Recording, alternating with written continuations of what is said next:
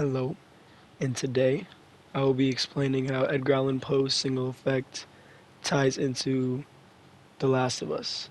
So, the single effect is a literary term that basically means every aspect of a piece of storytelling should contribute to an emotion or, yeah, just an emotion that the consumer should be feeling that the author was trying to portray to them.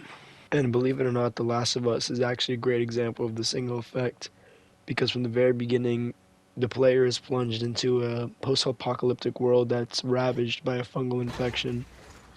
And that into and of itself creates a mood of need for survival and kind of a hopelessness and willing to do anything out of necessity. But obviously, one of the key elements of The Last of Us is they're infected, which are the game's primary antagonists. And these infected are gross and really repulsive in their appearance, and they make these almost alien sounds most of the time. But they're not just there for the sake of being scary. They also contribute to the single effect of the game, and they create this kind of sense of horror and fear and ever-present danger as you're exploring the post-apocalyptic world because you know that they're everywhere and they almost outnumber you all the time.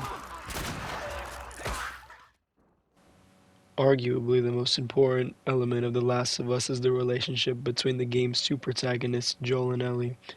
Joel is a grizzled survivor who has lost everything, including his daughter, in the pandemic, and Ellie is a young girl who was born after the outbreak and has never known anything other than the dangerous and brutal world that she was born into.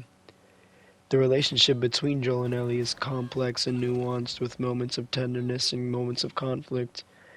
But what is consistent throughout the game is that sense of connection that the player would feel with these characters.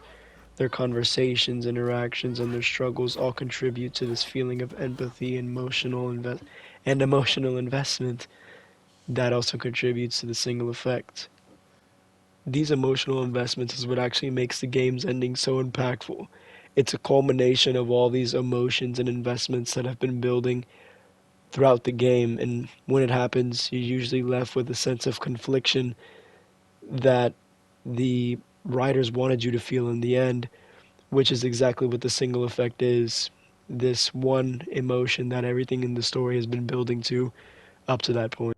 So, in conclusion, The Last of Us is an excellent example of how the concept of single effect can be applied by carefully crafting every element of a story to create a specific emotional impact on the consumer. Story writers can make something that it really moves the reader.